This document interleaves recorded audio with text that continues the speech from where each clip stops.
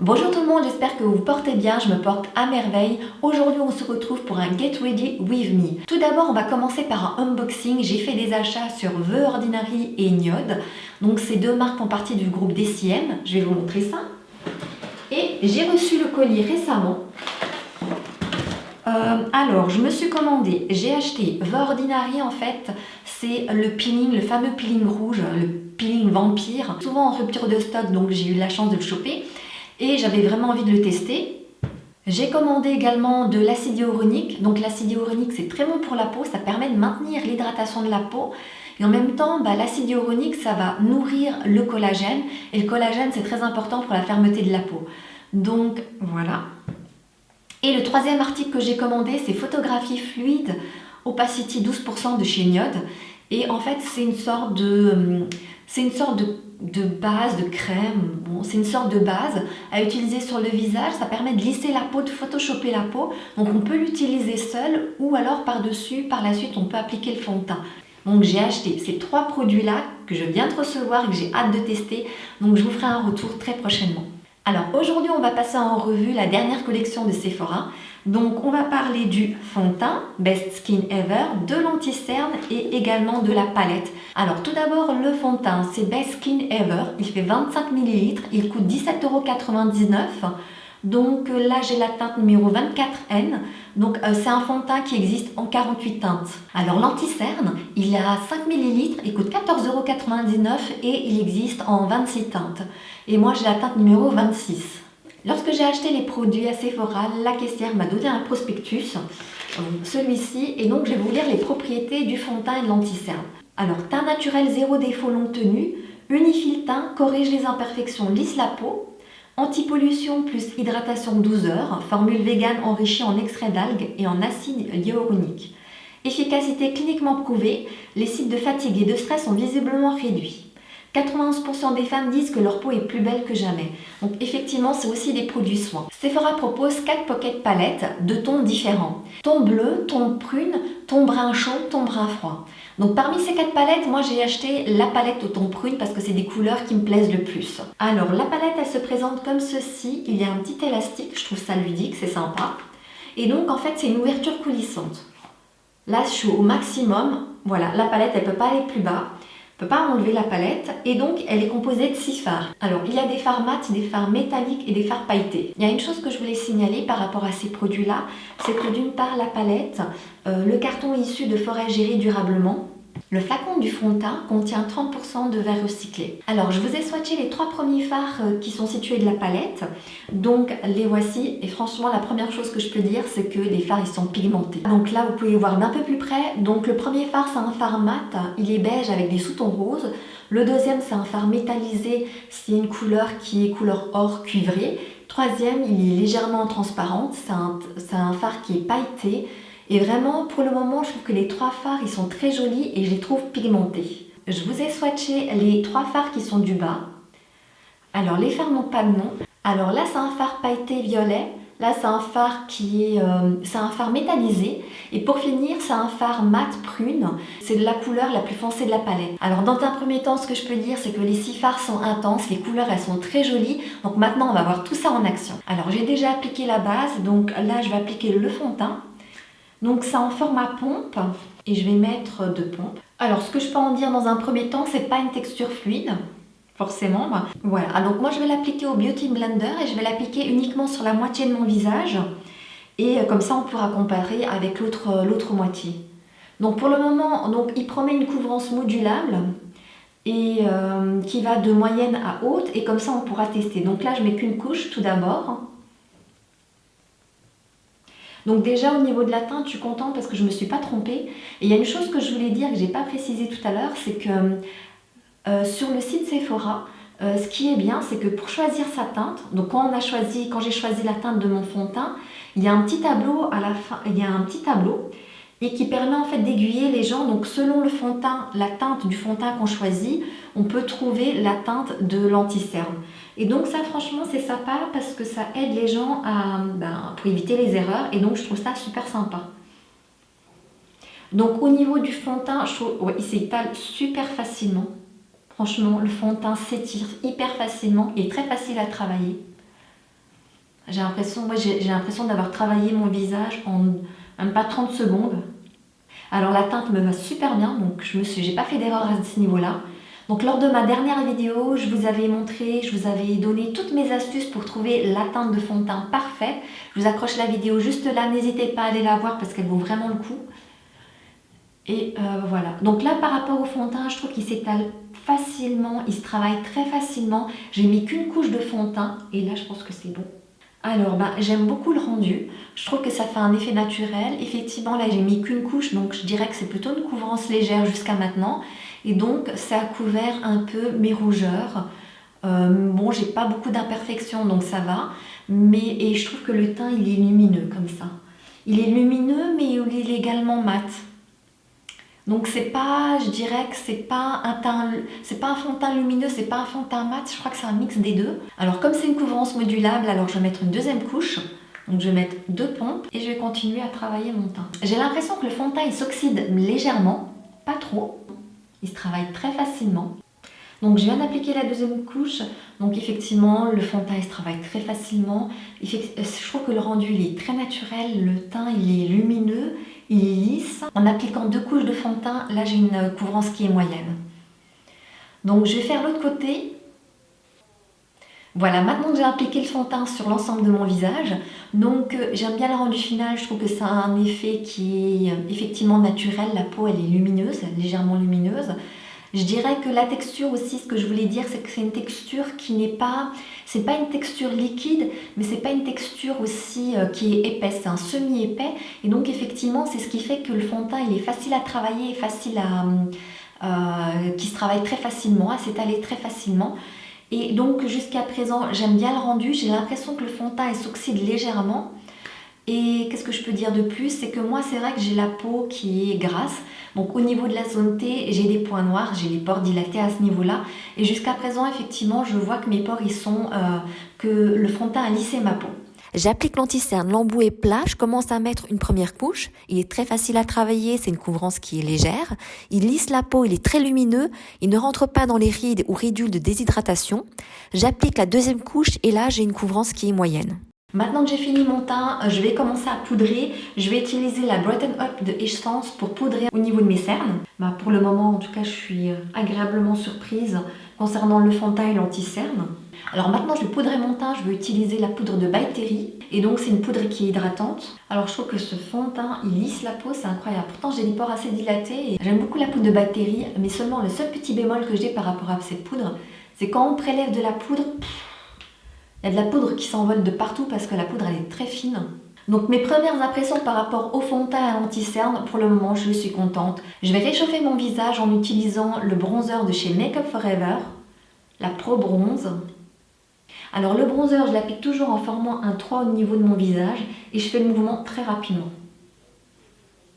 Voilà, maintenant j'ai réchauffé mon teint, je vais travailler mes sourcils hors caméra et on se retrouve tout de suite. Voilà, j'ai travaillé mes sourcils, j'ai utilisé le crayon à sourcils de chez Dior et qui a donc un embout crayon et qui a un embout avec un goupillon et c'est pas mal. Voilà, donc là je vais commencer à travailler les yeux et je vais faire un peu du freestyle, je vais utiliser les couleurs qui me tentent. Donc je vais commencer par utiliser le fard numéro 1 qui est juste là.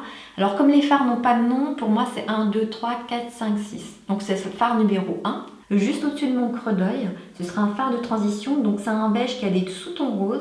Alors là tout à l'heure j'ai rendez-vous, en fait je vais aller chez ma soeur parce que c'est son anniversaire. Donc il faut que je me dépêche un peu. Voilà, mais les fards ils sont super. Pour le moment je trouve que le fard il est très facile à travailler, c'est incroyable. Il est pigmenté et facile à travailler. Je vais utiliser quel fard? Je vais utiliser le fard violet. Je vais utiliser le fard violet pour moi je l'appelle numéro 4, hein, c'est celui-ci. C'est un fard métallisé. Alors il est quand même poudreux, il est légèrement poudreux. Puisqu'on le voit là, quand je l'utilise, il est tout tac tac tac, ça part en... Donc je vais utiliser le fard violet qui est métallisé et je vais l'appliquer en coin externe de mon œil. Et alors je vais faire attention parce que je trouve que le fard il est poudreux celui-là. J'ai plongé mon pinceau qu'une fois sur le fard et je trouve qu'il est déjà intense. Mais par rapport au premier fard que j'ai utilisé, je trouve que celui-ci, ce fard-là, il est plus poudreux. J'aime beaucoup la couleur, c'est un violet qui est métallisé comme ça, mais il est aussi très facile à travailler. Je trouve que le fard, il est vraiment intense, il est vibrant, j'adore cette couleur, je la trouve magnifique. Je trouve que c'est des couleurs, les couleurs prunes, violet, ça me va très bien au teint. Finalement, c'est métallisé, mais c'est pas non plus super métallisé, quoi. J'espère être claire. Je vais continuer, je vais utiliser la couleur... Je vais utiliser la couleur numéro 2 qui est juste là. Alors celui-ci, il est également poudreux. J'ai prélevé qu'une fois les fards avec mon pinceau et vous avez vu l'intensité que ça a. Bon, après, c'est pas super intense, mais pour ce prix-là... Alors, j'ai jamais été réellement emballée par les palettes de chez Sephora parce que je trouvais que l'intensité, la qualité des fards, la couleur des fards ne me plaisait pas. Mais contrairement, celle-ci, elle est vraiment différente des précédentes palettes de chez Sephora. Je vais flouter un peu les bords là pour que ce soit pas tout net. Et j'ai pris un nouveau pinceau propre. Et il se floute très rapidement, je veux dire les fards. Et je passe également entre les deux fards pour qu'ils tout simplement se mélangent. Pour que la transition elle se fasse plus en douceur. Mais c'est incroyable, je veux dire, j'ai l'impression de passer 2-3 coups avec le pinceau et hop, c'est réglé quoi.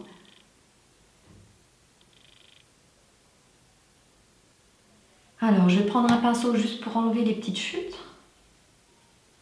Alors, je vais utiliser le fard numéro 1 que je vais mettre en ras de cils inférieur. Alors, ce fard-là, le fard numéro 1, je trouve que le beige qui a des sous-tons roses, pour moi, c'est le fard qui est le moins poudreux de la palette.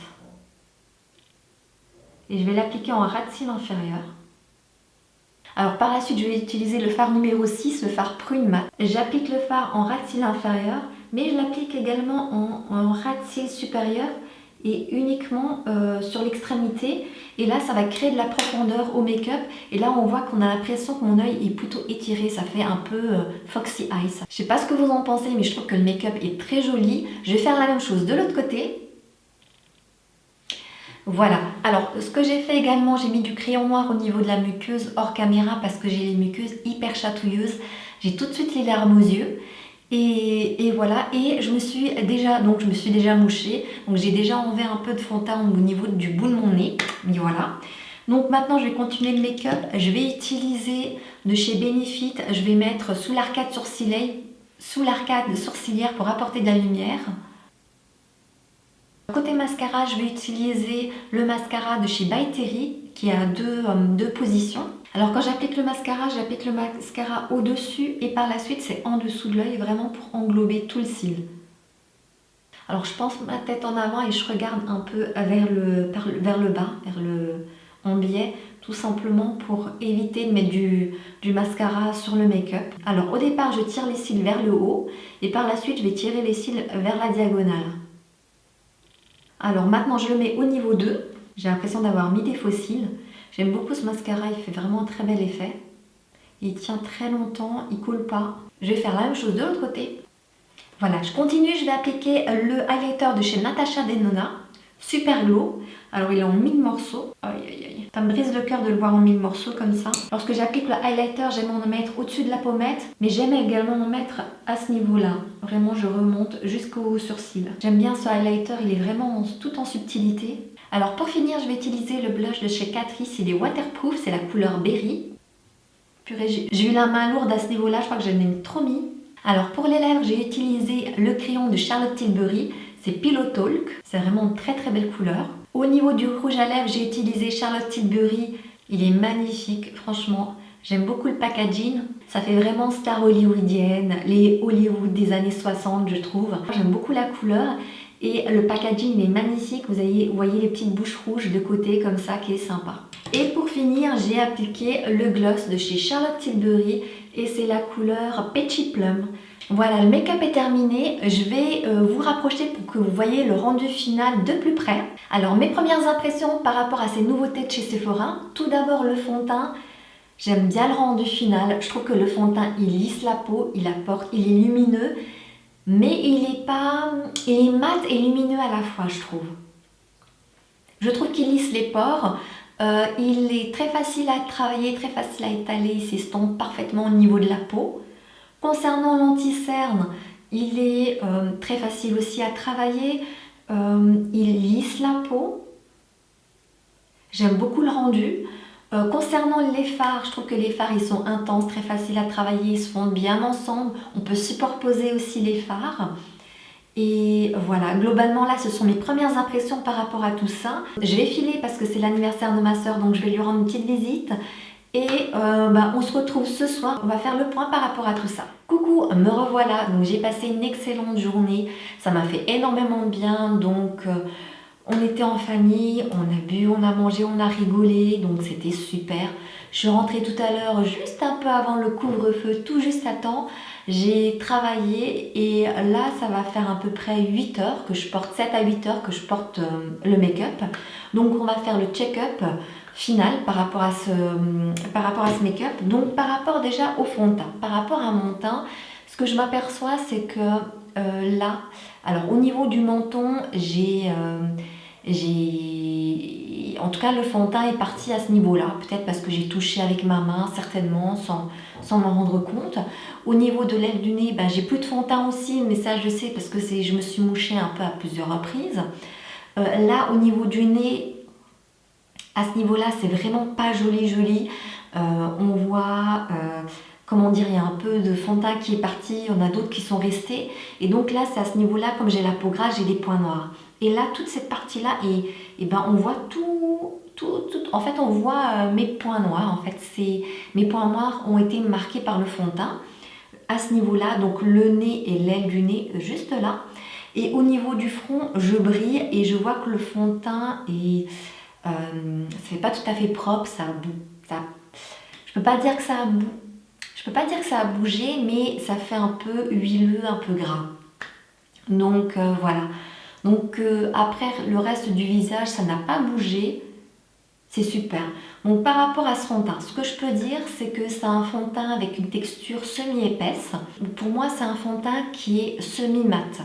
C'est-à-dire qu'il est mat et lumineux. Il y a un très bon équilibre entre justement la matité et la luminosité, ce qui fait que ça fait un rendu, un effet naturel. L'application, elle est très facile à appliquer, à s'estomper, à travailler. Elle se fond dans la peau, c'est bien. Après, le petit bémol, vous sentez qu'il y a un petit bémol. Alors, je pense que ce fond de teint n'est pas fait pour les personnes qui ont la peau grasse. Parce que je pense qu'à un moment donné, la peau va briller et ce ne sera pas joli, quoi. Alors, globalement, ce fond de teint, il tient ses promesses. Il lisse la peau, il corrige les imperfections, il maintient la peau hydratée. Ça, c'est effectivement le cas. Maintenant, je suis un peu mitigée sur le fait que sur ma zone T, ça fait pas propre. Alors, je suis un peu mitigée par rapport à ce fond de teint, donc je vais continuer à le tester et je vous ferai un retour par rapport à ça. Concernant l'anti-cerne, écoutez, moi j'aime bien. Parce que vraiment, l'anti-cerne n'a pas bougé, il n'a pas marqué mes petites ridules, mes plis de déshydratation. La peau est lisse, il est toujours aussi lumineux, il n'a pas bougé, il n'est pas devenu gras. Du moment que je l'ai appliqué jusqu'à maintenant, il n'a pas du tout bougé, mais d'un poil. Alors c'est une texture qui est semi-épaisse, qui est très facile à travailler et c'est une couvrance qui est moyenne. Eh bien, il remplit ses promesses. Pour les fards, ils sont restés intacts, regardez-moi ça. Franchement, l'intensité, elle est toujours là. Les fards, ils sont toujours là. À aucun moment, vous savez, parfois, à la fin de la journée, ils ont tendance à se mettre dans le pli de l'œil. Et là, c'est pas du tout le cas. Ils sont intacts, ils n'ont pas bougé. Franchement, je suis contente. Pourtant, à un moment donné, j'ai ri, j'ai pleuré de rire. Et ça n'a pas bougé. Alors, je trouve que les fards, ils s'estompent très facilement. Ils sont intenses. Un petit bémol, c'est qu'ils sont légèrement poudreux. Les couleurs de fards me plaisent, elles sont vraiment très jolies. J'aime le fait qu'il y a des fards mat, des fards pailletés, des fards métalliques. Maintenant, par exemple, les fards pailletés, je trouve qu'il y a des fards dans d'autres marques qui sont beaucoup plus pailletés que ça. Les fards métalliques, ils sont très jolis, mais c'est vrai que dans d'autres gammes, on pourrait trouver des fards qui sont beaucoup plus métalliques que ça. Mais globalement, moi je trouve que c'est une palette qui coûte 9,99 € et il y a un bon rapport qualité-prix. Je trouve super sympa et ludique ce format-là. Et c'est une palette où les couleurs elles sont vraiment très jolies, où les 6 fards sont très jolis. Donc moi je serais susceptible à utiliser vraiment les 6 fards. Alors je trouve que Sephora a fait fort pour cette dernière palette. Je trouve que la qualité des produits, elle est beaucoup plus supérieure par rapport aux anciennes palettes Sephora. Et je trouve qu'il y a un bon rapport qualité-prix. Moi, c'est une palette qui me convient parfaite, quoi. Je la trouve super bien, en fait, cette palette. À 9,99 €, les 6 fards sont très jolis. Et moi, c'est une palette que je vais continuer à utiliser parce que je la trouve super jolie. Voilà, cette vidéo est déjà terminée. J'espère que cette vidéo vous aura plu, qu'elle vous aura été utile. Je vous remercie d'avoir regardé cette vidéo jusqu'au bout. Si vous avez des questions, n'hésitez pas à me les laisser en commentaire. Je me ferai un plaisir d'y répondre. Si vous n'êtes pas encore abonné à ma chaîne, c'est le moment de le faire et de cliquer sur la cloche pour activer les notifications. Je vais vous laisser, prenez soin de vous d'ici la prochaine vidéo. Bye!